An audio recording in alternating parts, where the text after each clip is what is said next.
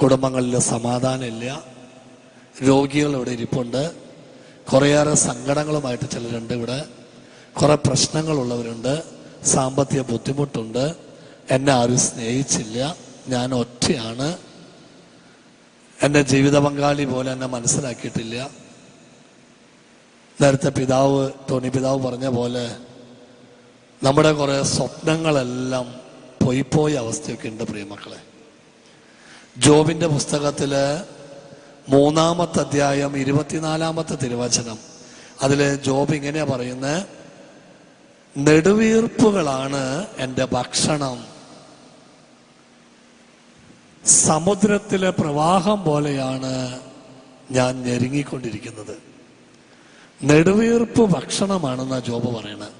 ചിലരങ്ങനെയാ, ഏതു നേരം നെടുവീർപ്പാ, ഏതു നേരം ഇങ്ങനെ നെടുവീർപ്പിട്ടുകൊണ്ടിരിക്കും, എപ്പോഴും അസ്വസ്ഥത, എപ്പോഴും സങ്കടം.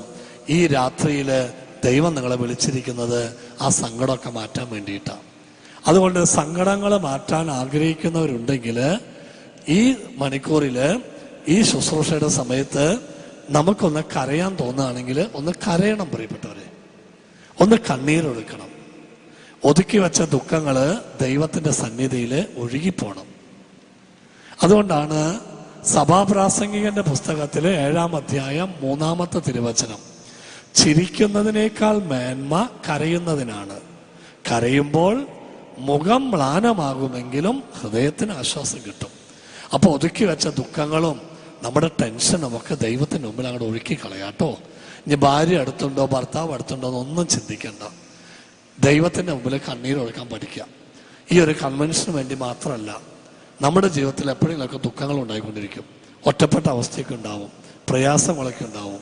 എൻ്റെ പ്രിയ ദൈവമക്കളെ, നമ്മൾ എന്ത് വേദന വന്നാലും ദൈവത്തിന്റെ മുമ്പിലിരിക്കുക. മനുഷ്യന്റെ മുമ്പിൽ ഒന്നും കരയരുത് കേട്ടോ, മനുഷ്യന്റെ മുമ്പിൽ ഒന്നും കൈ നീട്ടരുത്, ദൈവസന്നിധിയിൽ ഇരിക്കുക.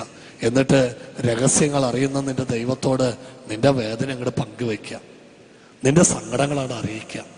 ഇന്ന് ഈ രാത്രിയില് ഈ ഇരുട്ടിന്റെ മറവിൽ ഇവിടെ ഇരുന്ന് പല ദൈവമക്കളെ നമ്മുടെ ഉള്ളിലെ വേദനകളൊക്കെ കണ്ണീരായിട്ട് പുറത്തു പോകണം കേട്ടോ.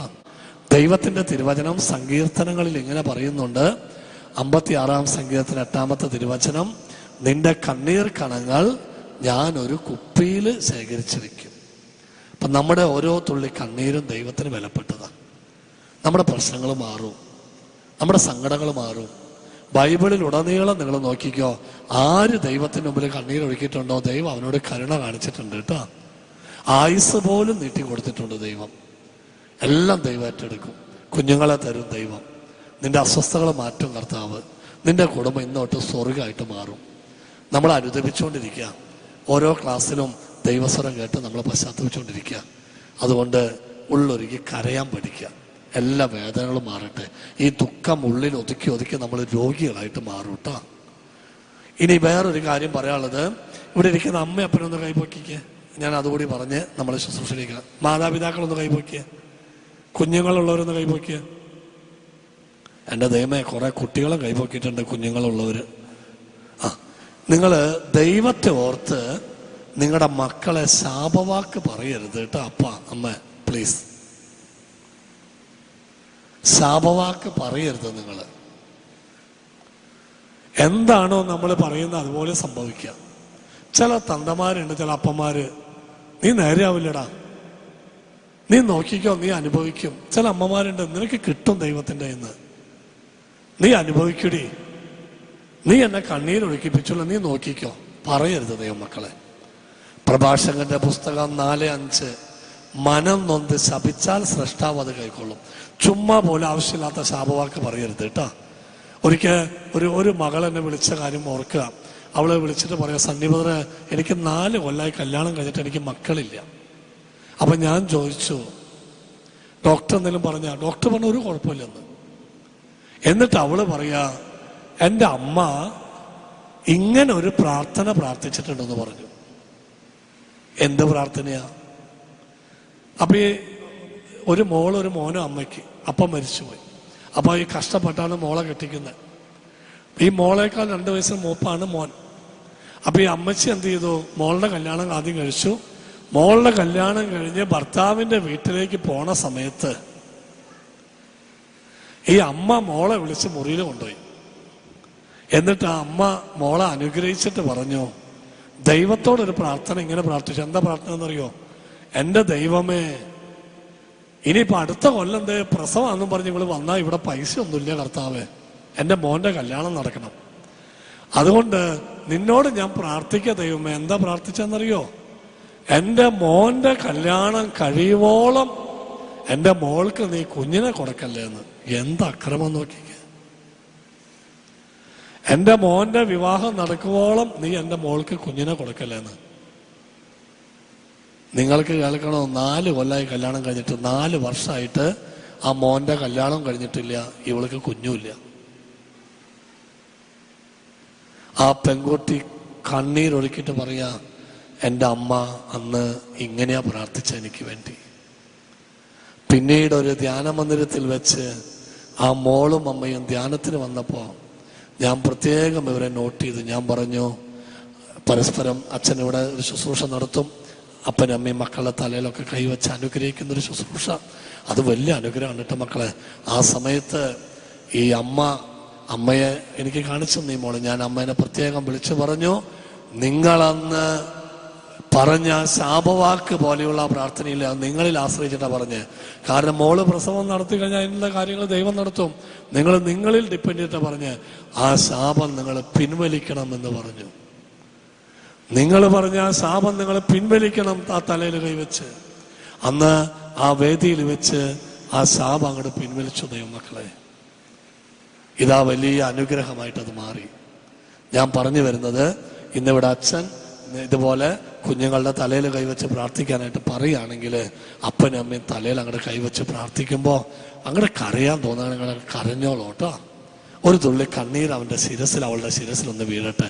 എന്നിട്ട് എന്തെങ്കിലും ശാപവാക്ക് പറഞ്ഞിട്ടുണ്ട്, നീ നേരെയാവില്ല, നീ അനുഭവിക്കും, നീ നോക്കിക്കോടേ നിനക്ക് കിട്ടും ദൈവത്തിൻ്റെ എന്ന് എന്തെങ്കിലും പറഞ്ഞിട്ടുണ്ടെങ്കിൽ ഇന്ന് ദൈവത്തിന്റെ മുമ്പിൽ വെച്ച് അത് അങ്ങോട്ട് പിൻവലിച്ചോളാം ദൈവമക്കളെ. നിങ്ങളുടെ കുടുംബങ്ങൾ അനുഗ്രഹമായിട്ട് മാറും, വലിയ അഭിഷേകമായിട്ട് മാറും. ഭാര്യയും ഭർത്താവൊക്കെ വിശുദ്ധിയിൽ നമുക്ക് ഈ ശുശ്രൂഷയിലേക്ക് കടക്കാം. ദൈവം നിങ്ങളെ അനുഗ്രഹിക്കട്ടെ. ലളിതകരം ഈ സ്റ്റേജിലുള്ള ഈശോയുടെ നേരം നീട്ടിപ്പിടിച്ച് നിങ്ങൾ കണ്ണ് തുറന്ന് എല്ലാ കണ്ണുകളും ആ ഈശോയുടെ തിരുമുഖത്തേക്ക് നോക്ക്. യാചിക്കുന്ന പോലെ കൈപിടിക്കും മക്കളെ. ഈശോ നിങ്ങളെ കൈവിട്ടിട്ടൊന്നുമില്ല കേട്ടോ.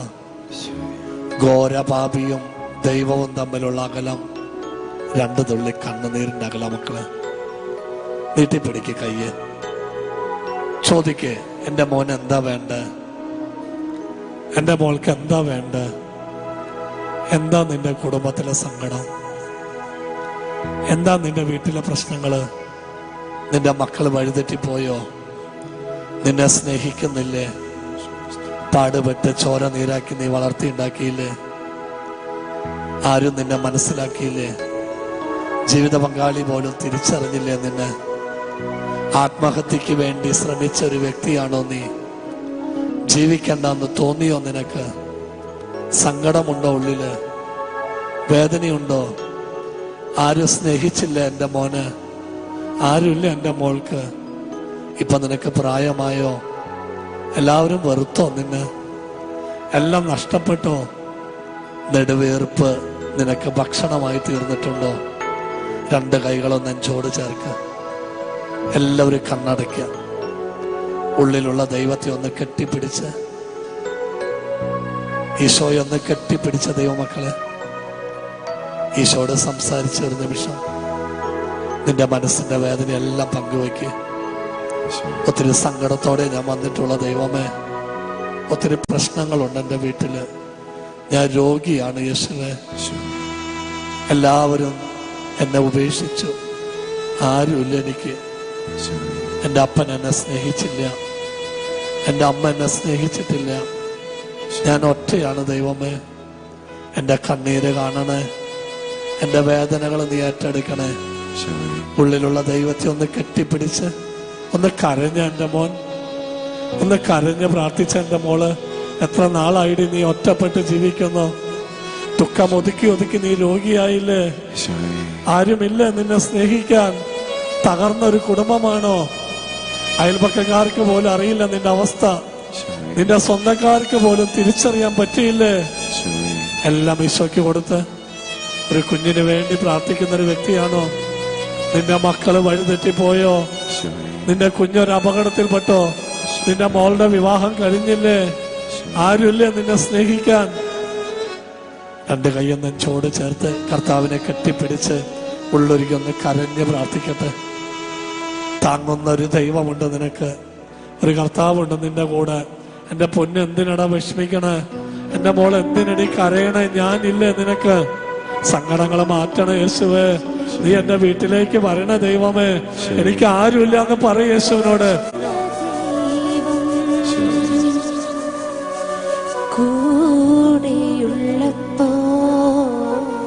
ഉത്കണ്ഠ മാറ്റി യേശുവേ.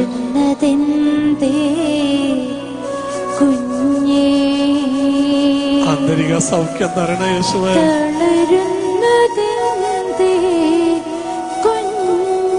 എന്റെ അമ്മ മരിച്ചുപോയി, എന്റെ പപ്പ മരിച്ചുപോയി യേശുവേ, എനിക്ക് അവരെ സ്നേഹിക്കാൻ പറ്റിയിട്ടില്ല യേശുവേ. ഞാൻ തകർന്നു നാഥ.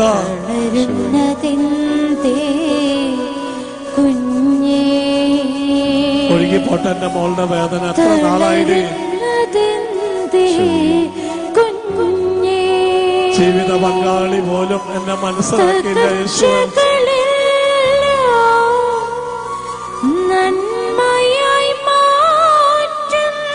അപ്പാ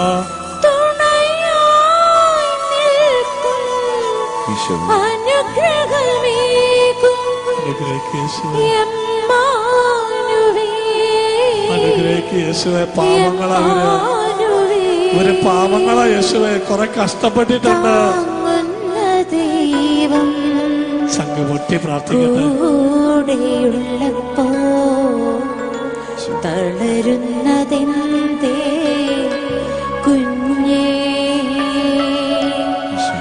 തളരുന്നതെന്തേ കുഞ്ഞേ. മനസ്സിന്റെ എല്ലാ വേദനകളും ഈശോട് പറഞ്ഞ ഒരു നിമിഷം. താളം തെറ്റിയ ജീവിതത്തിൽ ഇനി പാപം ചെയ്യില്ല എന്ന് പറഞ്ഞ യേശുവിനോട്. എന്നെ പലരും വേദനിപ്പിച്ചു യേശുവേ. മങ്ങിയ വീഥികളിൽ വെളിച്ചം പകരുന്നു നല്ല ദൈവം. എന്നെ വിട്ടു പോവല്ല യേശുവേ.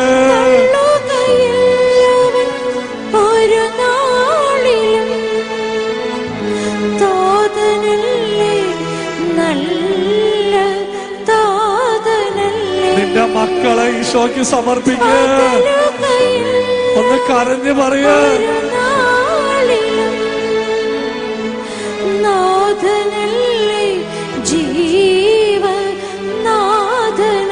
ഹാർട്ടിന്റെ രോഗം മാറ്റി യേശുവേ. കിഡ്നി രോഗം മാറ്റി യേശുവേ. തകർന്ന ബാധ്യതകൾ ഏറ്റെടുക്കുക യേശുവേ. തളരുന്നതെന്തേ കുഞ്ഞേ, നീയും നിന്റെ പങ്കാളിയും ഒരുമിച്ച് നിന്ന് പ്രാർത്ഥിക്കുക. കുഞ്ഞേ, തകർച്ചകളെല്ലാം നന്മയായി മാറ്റും തുണയായി നിൽക്കും അനുഗ്രഹമേകും. അപ്പാ ദൈവത്തെ പപ്പാന്ന് വിളിച്ച് പ്രാർത്ഥിക്കുക. നിന്റെ പപ്പയാ, നിന്റെ അപ്പച്ചനാ ഈശോ. താങ്ങുന്ന ദൈവം കൂടെയുള്ളപ്പോ നിന്റെ മക്കള് വന്ന് നിൽക്കുന്നത് കാണണം യേശുവേ. നിന്റെ മക്കള് കരയുന്നതൊന്ന് നോക്കൂ യേശുവേ. തളരുന്നതെന്തേ